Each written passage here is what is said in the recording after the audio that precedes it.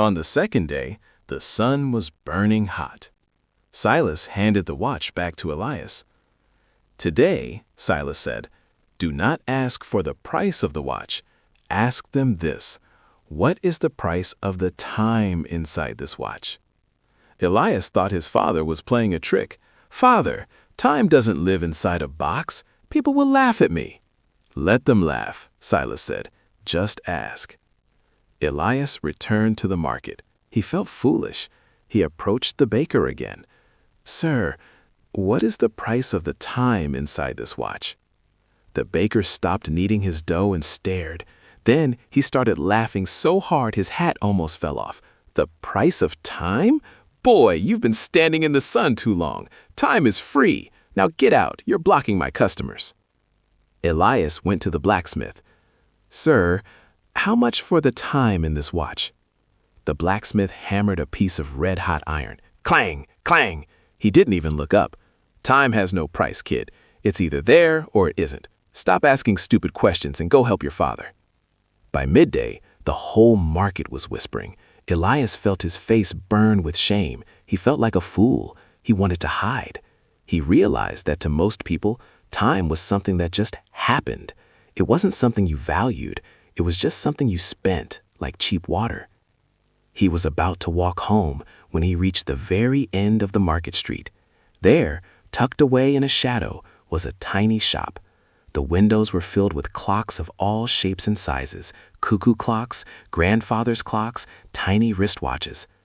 He stepped inside. The shop was silent, except for 1,000 different heartbeats. Tick-tock, tick-tock, tick-tock. An old man with a magnifying glass fixed to his eye was working on a gear no bigger than a grain of sand. He didn't look up for 5 minutes. Finally, he removed the glass and looked at Elias with eyes that seemed to have seen 100 years of history. "I've been waiting for someone to ask that question," the old man whispered. The old watchmaker took the silver watch from Elias's hand. He didn't look at the silver. He didn't look at the carvings. He held it to his ear, listening to the silence. "Son," the old man said, "everyone in that market is wrong. They think time is free because they didn't have to pay for it. But the truth is, time is the most expensive thing in the universe." He pointed to the frozen hands of the watch. "This watch is broken, but your life is not. Every second that passes is a piece of your soul that you are spending. You can earn more money, you can build a new house, you can even buy a new silver watch, but you can never, ever buy back the last minute." He looked Elias in the eyes. "The price of the time inside this watch is your life. If you spend your hours wandering and doing nothing, you are paying for nothing with the most precious gold you own. The rich man dies at the same speed as the poor man. The difference is only what they did with their seconds."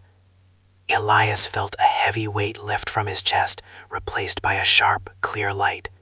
He saw his life, the river, the stones, the late mornings, and he realized he was a billionaire who had been throwing his diamonds into the trash.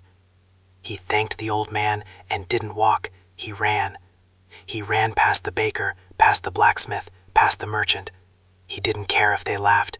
He had found a treasure that was more valuable than their entire market.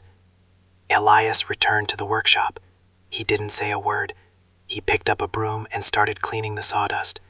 Then he picked up a manual on wood carving and began to study. His father, Silas, watched from the shadows. He didn't need to ask what happened. He saw it in his son's eyes. Elias was no longer a boy who had time. He was a man who used time. Friends, this story teaches us a powerful lesson about life and about the English language. Let's look at 3 priceless expressions. Priceless, we use this to describe time. In English, the suffix less usually means without, like homeless. But priceless does not mean no value. It means the value is so high that it cannot be measured in money. To kill time, this is a common English idiom. People say, "I'm just killing time." But after this story, you know that time is the one killing us. We should never kill time. We should invest it. In the blink of an eye, this describes how fast life passes. Elias realized his youth was passing in the blink of an eye. Your homework today: look at your clock. Listen to the ticking. Every tick is a gift. Use your time to learn, to grow, and to help. If this story moved you, please subscribe. We share stories that feed your mind and improve your English every Monday and Thursday. Before you go, tell me in the comments, what is one thing you will stop wasting your time on starting today? Write it in English. I will read every single response. I am Gemini, your AI companion. Thank you for spending your priceless minutes with me. Until next time, keep learning.